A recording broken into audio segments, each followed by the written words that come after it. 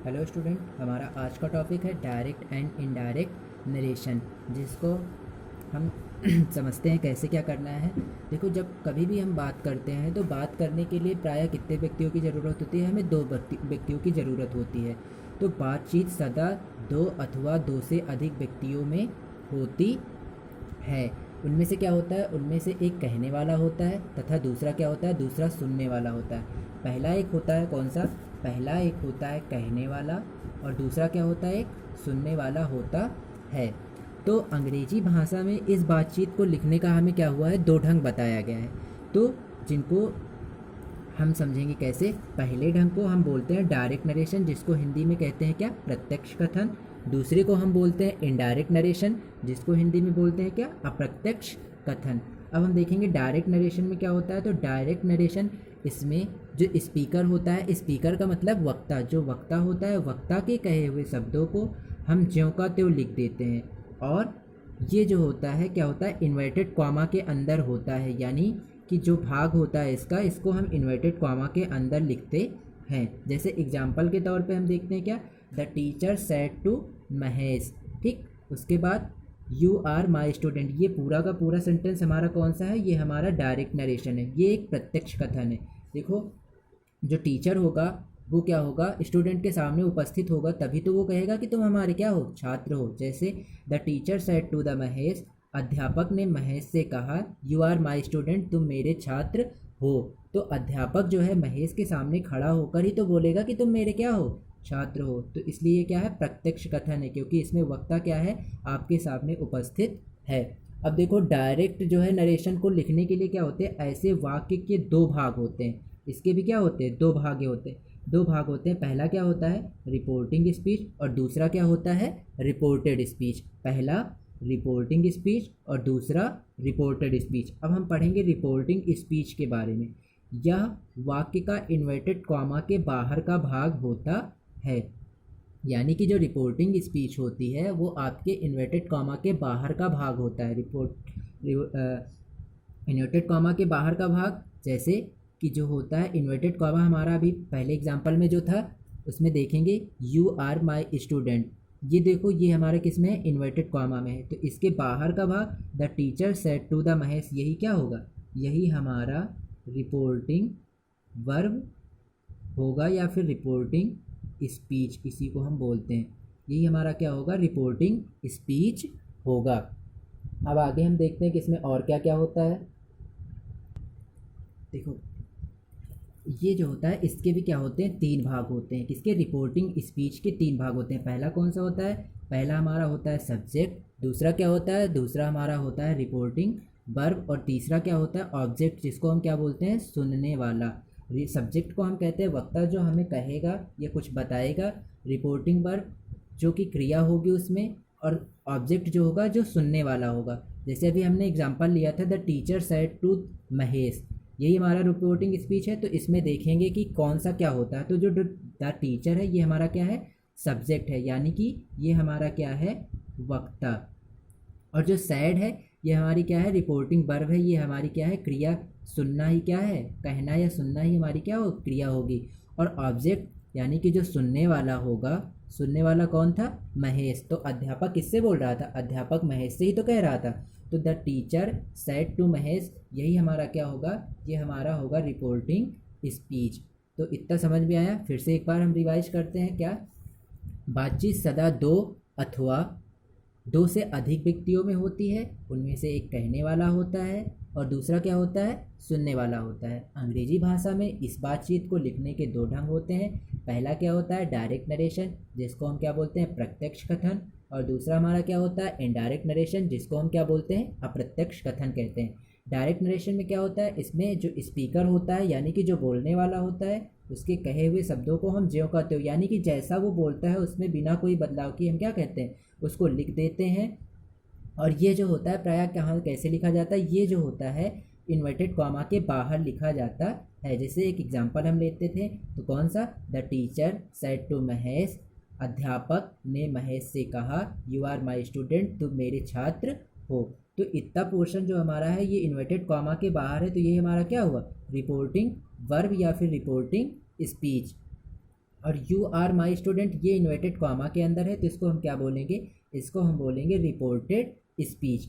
तो हमने अभी देखा कि ऐसे वाक्य के भी क्या होते हैं, दो भाग होते हैं, पहला रिपोर्टिंग स्पीच और दूसरा क्या, रिपोर्टेड स्पीच। रिपोर्टिंग स्पीच में क्या होता है, यह वाक्य के इन्वर्टेड कॉमा के बाहर का भाग होता है। इसके भी क्या होते हैं, इसके तीन भाग होते हैं।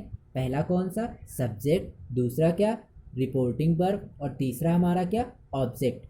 अब हमें देखना है सब्जेक्ट हमारा क्या होता है, सब्जेक्ट को हम बोलते हैं वक्ता, रिपोर्टिंग वर्ब हम जो कहेंगे और जिससे कहेंगे यानी कि जो सुनने वाला है वो हमारा क्या होगा, ऑब्जेक्ट। तो हमारा ऑब्जेक्ट क्या होगा, ऑब्जेक्ट हमारा होगा सुनने वाला। ठीक, अब हम आगे देखेंगे कि रिपोर्टिंग स्पीच तो हो गया, अब हम देखेंगे रिपोर्टेड स्पीच में क्या होता। अब हम देखेंगे कि रिपोर्टेड स्पीच में क्या होता है। तो यह वाक्य के इन्वर्टेड कॉमा के अंदर का भाग होता है। रिपोर्टेड स्पीच क्या होता है, यह इन्वर्टेड कॉमा के अंदर का भाग होता है। इसमें क्या होता है, यह वक्ता यानी कि स्पीकर की कही हुई बात होती है, यानी कि जो कहने वाला होता है उसकी जो बात होती है उसको हम कहाँ लिखते हैं, उसको हम जो है इन्वर्टेड कॉमा के अंदर लिखते हैं। जैसा कि अभी ऊपर वाला एग्जांपल जो हमने लिया था, the teacher said to Mohan you are my student, तो उसमें the teacher said to Mohan ये हमारा क्या था, ये हमारी रिपोर्टिंग स्पीच थी। और उसी का जो दूसरा पार्ट जो कि इन्वर्टेड कॉमा के अंदर है क्या, यू आर माई स्टूडेंट, ये क्या है हमारा, ये स्पीकर जो है वही तो बोल रहा है ना कि तुम मेरे छात्र हो। स्पीकर वहाँ पे क्या था, वक्ता कौन था, वहाँ पे टीचर था, तो टीचर ही तो बोल रहा है कि तुम मेरे क्या हो, छात्र हो। तो यू आर माई स्टूडेंट हमारा किस में आएगा, रिपोर्टेड स्पीच में आएगा। अब हम दूसरा देखेंगे, पहला पार्ट तो हमारा हो गया क्या, पहला हमारा था डायरेक्ट नरेशन, और दूसरा अब हम क्या देखेंगे, दूसरा हम देखेंगे इनडायरेक्ट नरेशन। इनडायरेक्ट नरेशन जिसको हम बोलते हैं क्या, अप्रत्यक्ष कथन, जिसको हम हिंदी में बोलते हैं अप्रत्यक्ष कथन। अब इसमें देखो क्या होता है, इसमें जो होता है इनडायरेक्ट नरेशन अप्रत्यक्ष कथन, इसमें क्या होता है, वक्ता के कहे हुए जो कथन होते हैं उसको उसी के शब्दों में ना कहकर कोई व्यक्ति अपने शब्दों में कहता है। जैसे कि जो टीचर का अभी एग्जांपल हमने टीचर और स्टूडेंट का एग्जांपल लिया था, इसको हम डायरेक्ट तरीके से कहेंगे तो जो टीचर होगा वो खुद उपस्थित होगा, और अगर इसको हम इनडायरेक्ट तरीके से कहेंगे, जैसे हमें ये कहना है कि महेश, मोहन जो है वो सॉरी हमने महेश लिया था एग्जाम्पल में, कि टीचर ने कहा था कि महेश तुम मेरे क्या हो, छात्र हो। अगर इसी बात को टीचर किसी दूसरे के सामने कहता है कि महेश क्या है, मेरा छात्र है, तो वह व्यक्ति अगर बोलेगा किसी के पास जाकर तो कहेगा कि जो है महेश जो है उनका छात्र है, वह अपने भाषा में कहेगा, वो उसकी बात को न जाकर कहेगा, कहकर अपने भाषा में क्या होगा, कहेगा। इसी को हम कहते हैं अप्रत्यक्ष कथन। इसमें वक्ता के कहे हुए कथन को उसी के शब्दों में ना कहकर कोई अन्य व्यक्ति अपने शब्दों में कहता है, यानी कि उसका जो वो बोलेगा ज्यों का त्यों न बोलकर वह अपने हिसाब से उसको परिवर्तित करेगा, फिर उसके बाद बोलेगा। इसमें क्या होता है, इसमें विशेष रूप से जो होता है प्रोनाउन तथा वर्ब के टेंस में भी कुछ परिवर्तन होता है। और इसमें जो होता है इनडायरेक्ट नरेशन में, इसमें इन्वर्टेड कॉमा का प्रयोग नहीं होता है। अब देखो हम एग्जांपल लिए हैं, the teacher said to Mohan you are my student, जो ऊपर था वही है। तो इसका जो होगा ये क्या है, ये हमारा डायरेक्ट नरेशन है। और इसका इनडायरेक्ट नरेशन क्या होगा, इनडायरेक्ट नरेशन इसका होगा क्या, the teacher told Mohan that he was his student. अब देखो दोनों में परिवर्तन क्या है, इसकी हिंदी देखते हैं तो हमें क्लियर हो जाएगा। The teacher said to Mohan, अध्यापक ने मोहन से कहा यू आर माई स्टूडेंट, तुम मेरे छात्र हो। और इसका जो होगा ये तो प्रत्यक्ष रूप से कहा गया, अब अप्रत्यक्ष रूप से यानी कि इनडायरेक्ट में क्या कहा गया, द टीचर टोल्ड महेश, अध्यापक ने महेश से कहा, ठीक, दैट कि ही वाज हिज स्टूडेंट, वह उसका छात्र था। That he was his student, कि वह उसका छात्र था। अध्यापक ने मोहन से कहा कि वह उसका छात्र था। अब देखो ऊपर वाले में कहा गया था कि तुम मेरे छात्र हो, और इसमें कहा गया कि वह मेरा छात्र था, तो वह किसी और के बारे में बात हो रही है। ठीक, अब इसके जो होते हैं इसके कुछ रूल होते हैं। इसमें कुछ कॉमन रूल होते हैं। तो कॉमन रूल क्या होता है, हम देख लेते हैं। इसका कॉमन रूल जो होता है, कॉमन रूल हमारा क्या है, इसमें जो होगा सैड टू को हम क्या करते हैं, सैड टू को हम किस में, टोल्ड में परिवर्तित कर देते हैं। और जो इन्वर्टेड कॉमा होता है, इन्वर्टेड कॉमा, इसको जो है हम क्या करते हैं, दैट में परिवर्तित कर देते हैं। ठीक, दैट में या जो भी कंजक्शन लगता है उसमें परिवर्तित कर देते हैं। और प्रोनाउन, जैसे कि प्रोनाउन हमारा कोई आ गया, प्रोनाउन जैसे हम ले लेते हैं, मान लो कि हमारा आ गया यू और क्या, माई आ गया, तो इसको हम क्या करते हैं, यू को हम क्रमशः जो है ही और हिज में इन दोनों को परिवर्तित कर देते हैं। और अगर वर्ब कोई आई है, जैसे कि मान लो इस सेंटेंस में क्या आई थी हमारी, आर आई थी, तो आर को हमने किस में परिवर्तित कर दिया, आर को हमने वाज में परिवर्तित कर दिया। आर को हमने किस में, आर में। जैसे इसी का भी ले रहे हैं, बाकी सबका अलग अलग होता है। सेड टू को हमने किस में, टोल्ड में, इन्वर्टेड कॉमा के स्थान पर कंजक्शन दैट, और प्रोनाउन इसमें यू आया था तो यू के स्थान पर हमने क्या, ही या हिज का प्रयोग करेंगे। और इसकी वर्ब आर आई थी तो आर को हम क्या करेंगे, वाज में परिवर्तित कर देंगे। अब देखो इसके रूल होते हैं, रूल्स हम देखेंगे क्या,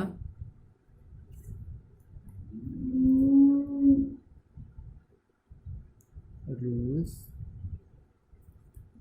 for changing direct into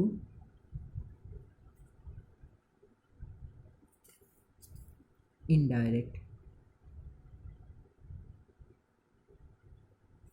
narration. Rules for changing direct into indirect narration, यानी कि प्रत्यक्ष कथन को अप्रत्यक्ष कथन में परिवर्तित करने के नियम।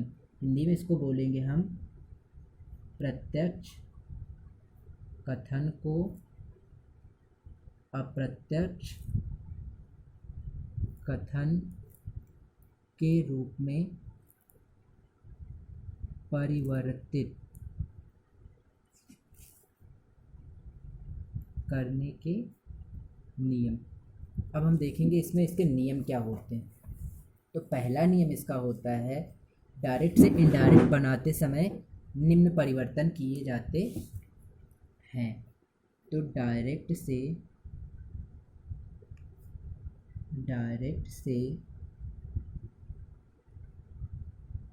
इनडायरेक्ट बनाते समय निम्न परिवर्तन करते हैं। अब हम देखेंगे कौन कौन से परिवर्तन करते हैं। तो पहला हमारा क्या होगा, जो फर्स्ट होता है, इसका फर्स्ट क्या होता है, टू चेंज द प्रोनाउन, यानी कि टू चेंज द प्रोनाउन, जिसको हम कहते हैं सर्वनाम में परिवर्तन। ठीक, दूसरा हमारा क्या होता है, दूसरा हमारा होता है to change the tense of the verb, to change the tense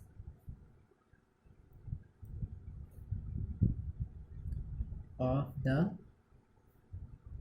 verb. इसको हम बोलते हैं कि क्रिया के टेंस में परिवर्तन, क्रिया के टेंस में परिवर्तन। ठीक, और हमारा अगला कौन सा होगा, तीसरा हमारा है to change the words showing nearness, मतलब हिंदी में इसका समीपता सूचक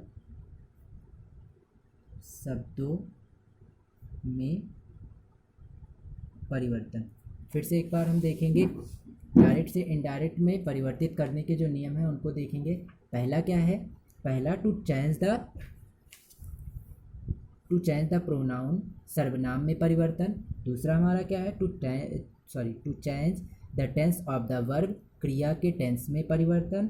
और तीसरा हमारा क्या है? To change the words showing nearness, यानी कि समीपता सूचक शब्दों में परिवर्तन। इन्हीं को हमें क्या करना है? पढ़ना है। तो सबसे पहला हम क्या पढ़ेंगे? अब हम सबसे पहला पढ़ेंगे जो है हमारा, सबसे पहला जो होगा, सबसे फर्स्ट हेडिंग हमारी जो पढ़ेगी वो पढ़ेगी क्या? सर्वनाम में परिवर्तन।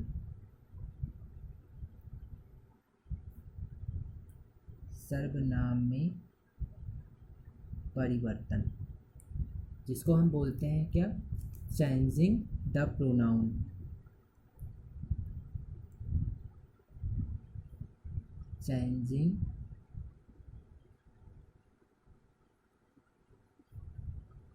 द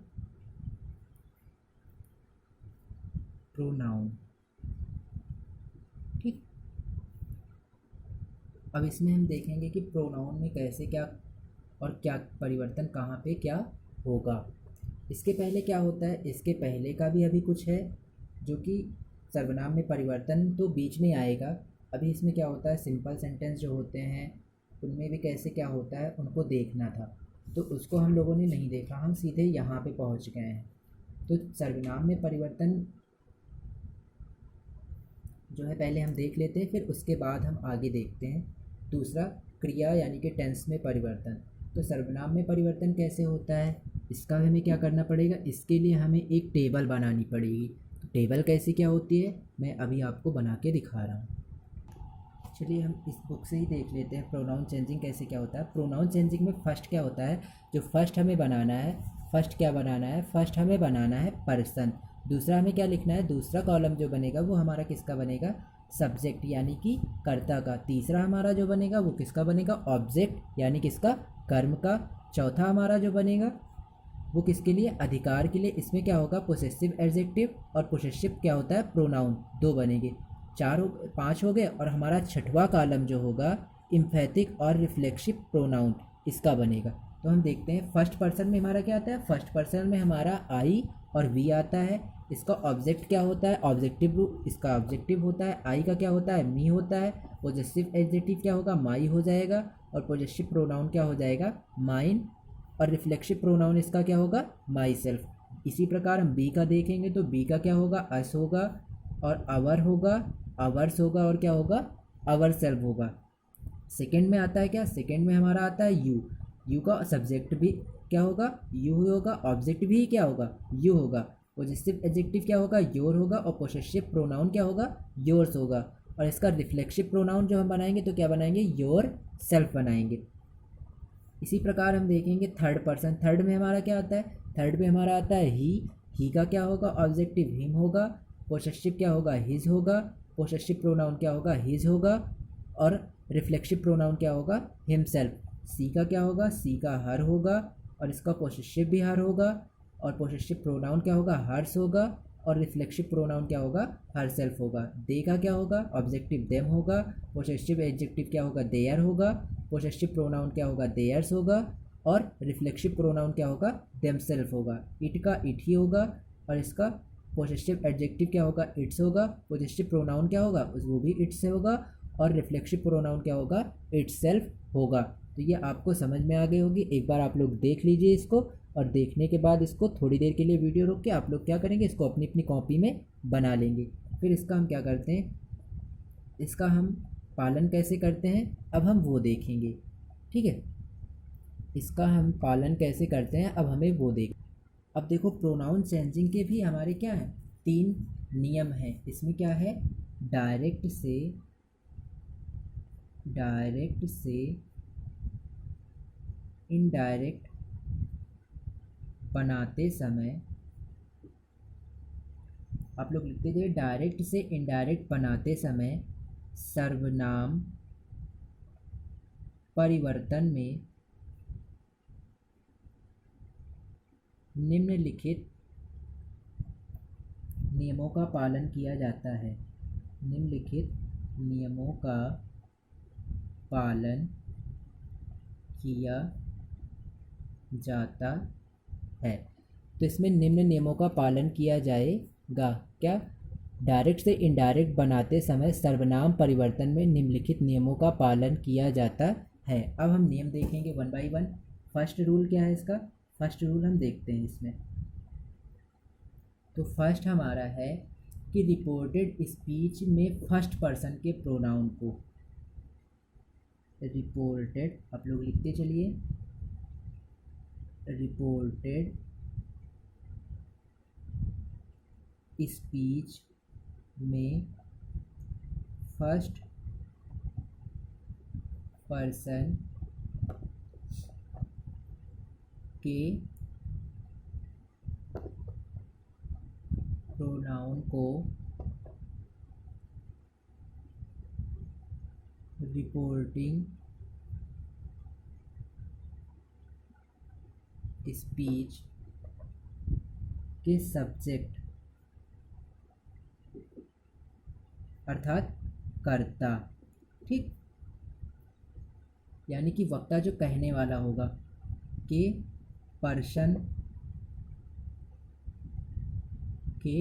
पर्सन के अनुसार क्या करते हैं? अनुसार बदलते हैं। फिर से देखेंगे पहला नियम। रिपोर्टेड स्पीच में फर्स्ट पर्सन के प्रोनाउन को रिपोर्टिंग स्पीच के सब्जेक्ट अर्थात स्पीकर यानी कि वक्ता के पर्सन के अनुसार बदलते हैं। अब इसका एग्जाम्पल देखेंगे। जैसे एग्जाम्पल एक हम लेते हैं, क्या? He said to me, comma, inverted comma, he said to me, I am reading my book, I am reading my book. He said to me, I am reading my book. अब इसमें देखेंगे ही said to मी, उसने मुझसे कहा, आई am reading my book, मैं अपनी किताब पढ़ रहा हूँ। अब इसका देखो, इससे पहले हम एक चीज़ देखेंगे कि ये जो प्रोनाउन चेंजिंग होती है ये किसके अकॉर्डिंग होती है। तो हम लोगों ने पहले एक पढ़ चुके हैं, हम लोगों ने एक फार्मूला पढ़ा था, क्या? सन बटा 123, याद होगा आप लोगों को, हमने बताया भी था क्लास में। सन बटा 123, इसका मतलब क्या होता है? जो फर्स्ट पर्सन होता है वो किसके अकॉर्डिंग चेंज होता है? ये चेंज होता है हमारा सब्जेक्ट के अकॉर्डिंग। और जो सेकंड पर्सन होता है, सेकंड पर्सन हमारा किसके अकॉर्डिंग चेंज होता है? ऑब्जेक्ट के अनुसार। और थर्ड पर्सन जो होता है, थर्ड पर्सन हमारा नाउन होता है, इसमें क्या होता है? नो चेंज, कोई परिवर्तन नहीं होता है। थर्ड पर्सन जो होता है हमारा, उसमें कोई परिवर्तन नहीं होता है। फर्स्ट पर्सन हमारा सब्जेक्ट के अनुसार और सेकंड पर्सन हमारा किसके अनुसार? ऑब्जेक्ट के अनुसार चेंज होता है। जैसे अब इसमें देखिए, ही सेड टू मी, उसने मुझसे कहा, आई एम रीडिंग माई बुक, मैं अपनी किताब पढ़ रहा हूँ, ठीक। तो इसमें देखेंगे क्या, ये हमारा क्या हो गया? ये हमारी रिपोर्टिंग स्पीच हो गई और ये हमारी क्या हो गई? Reported speech. अब इसमें देखेंगे इसको हम परिवर्तित कैसे करेंगे। तो हमें देखना है कि ये जो आई है हमारा कौन सा पर्सन है। तो आई अभी हमने टेबल में देखा था किस में आता है, आप लोग टेबल में देखिए, आई हमारा किस में आएगा? फर्स्ट पर्सन में आएगा। तो फर्स्ट पर्सन यानी किसके अनुसार? सब्जेक्ट के अनुसार। तो पहले इधर का परिवर्तन करेंगे। परिवर्तन के हमने नियम अभी बताए ही थे कि सेड टू को किस में? टोल्ड में, और इन्वर्टेड कॉमा हटा के हम किसका प्रयोग करेंगे? कंजक्शन दैट का प्रयोग करते हैं। हमने बताया था ना कि सेड टू होगा तो उसको हम टोल्ड में, टेल है अगर टेल है, सॉरी, अगर से टू है तो उसको टेल्स में, सेस है तो उसको टेल्स, ठीक, और सेज टू को टेल्स में परिवर्तित करेंगे। इसमें देखते हैं हम क्या करते हैं। पहले ही सेड टू मी, तो इसको लिखेंगे हम क्या? ही टोल्ड मी, ठीक, इतना परिवर्तन हो गया। उसके बाद हम क्या लगाएंगे? कंजक्शन किसका प्रयोग करेंगे? दैट का। फिर हमारा क्या है? आई है, आई हमारा फर्स्ट पर्सन है, किसके अनुसार? सब्जेक्ट के अनुसार। तो सब्जेक्ट यहाँ पे क्या है? ही है। तो इसके अनुसार अगर हम चेंज करेंगे तो ही का क्या होगा? आई के स्थान पर क्या हो जाएगा, यहाँ पे क्या हो जाएगा, ही। ठीक, और उसके बाद अब यहाँ पे टेंस में भी परिवर्तन होगा। तो टेंस में परिवर्तन होगा, ये हमारा कौन सा है, ये हमारा है प्रेजेंट कॉन्टिन्यूअस। तो इसको हम किस में परिवर्तित कर देंगे, पास्ट कॉन्टिन्यूअस में। तो ही वाज रीडिंग माई, सॉरी ये माई है, तो माई को हम किस में चेंज करेंगे। अब यहाँ पे जब आई हमारा ही में चेंज हो गया तो माई हमारा किस में चेंज होगा, माई हमारा चेंज होगा हिज में। तो हिज बुक। ठीक, he said to me I am reading my book, इसका इनडायरेक्ट क्या होगा, he told me that he was reading his book. अब अगले रूल जो है हम देखते हैं अगले वीडियो में।